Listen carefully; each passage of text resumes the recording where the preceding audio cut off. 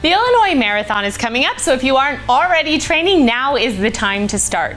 Christie Clinic is the title sponsor of Illinois Race Week. So here today, sponsoring our segment from Christie Clinic, are Zach and Eric. Thank you so much for being here. Thanks for having us. So can you tell me a little bit about Race Weekend and what makes it so exciting?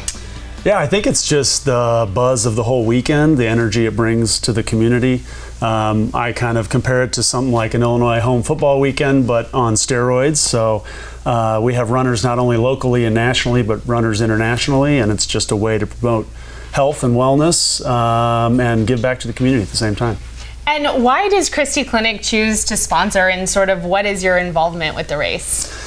Yeah, we've been a title sponsor of the event since it was founded, and we're one of the founding partners. But the big why behind it is our vision is to create a healthy community, and that goes beyond the four walls of our exam rooms. So we want to make sure our patients get out, get active, celebrate in the community, but also kind of give back to the community in the same way. All right, well, speaking of getting active, Eric, I know you are here because you race, correct? Correct. And you are going to show us that there is a right way and a wrong way to get ready for the race and also cool down from the race, correct? Correct, yes. Okay, so what are some good exercises to get going before a race? Well, before the race, you want to do what's called a dynamic or an active warm-up.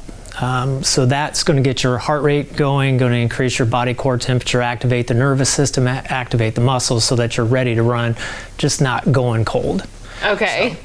So, do you want to show us one? I'll follow along. We could do one. Happy to. All right. So these probably we'll do a march to a calf raise. Okay. So basically, you're going to bring your knee up to your chest. Okay. And then go up on your other. Oh, okay. Up on the other one. Right? So you're going to do that. We really need to train Zach. And then you would do that on both sides. You would keep walking. Okay. So you're getting an active I see. warm-up. So it's like forward, yes. A forward march. That's why it's a march, yes. And I feel like that's good because that'll do what? This? That'll get the Achilles, the calf. Sure that's not a ballet exercise? That's not a ballet. You do need balance but it is to balance. keep that going. Yes, so balance is also important in running, obviously, because you're going from one leg to the other. If bad balance, you don't want to fall. Right, of course.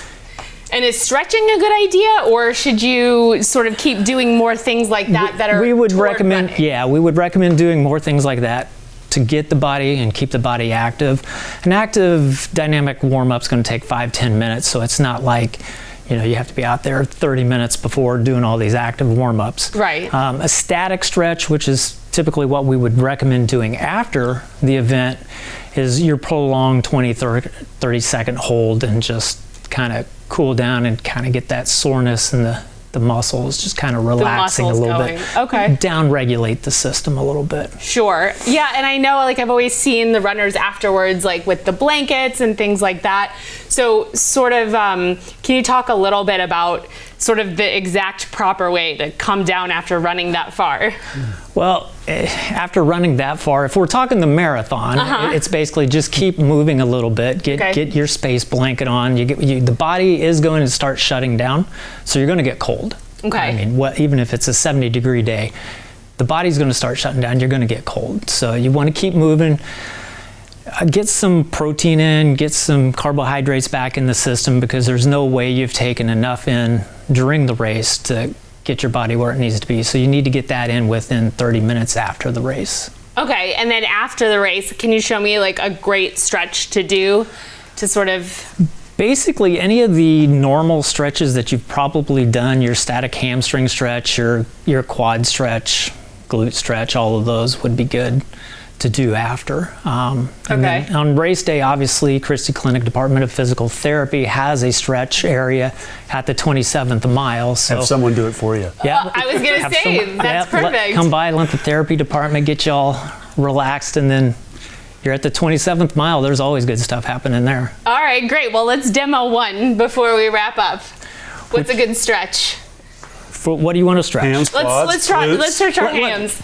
Well, let's do the quads. Oh, okay, let's stretch our quads. So basically, the easiest one to do is just get the heel to the butt, kind of keep the knees together. Okay. And then if you yeah, you feel it. Yeah. Yeah. That's really good. And that's when I feel like you could just keep the knee together. This is why you have to come to the Christie Clinic tent. I was told in tennis too, if you push your hip forward, it stretches it a little more. Tighten your glute. Oh, tighten your glute. Because the glute's going to pull you into extension. So, but after the marathon, you'll probably get a cramp if you do that. So, right. So I'd probably not do that. And you mentioned if you're running the marathon, what are the other races you can run? So Friday night, Thursday, I believe they have the mile, and then Friday is the 5K. That's Friday night, and then on Saturday morning is the 10K half marathon and full marathon. Awesome. Well, thank you both so much for being here, sponsoring this segment, and for giving us all this information about the race weekend. Thanks for having us. Yeah. If you want more information, you can visit us on the web after the show at ciLiving.tv.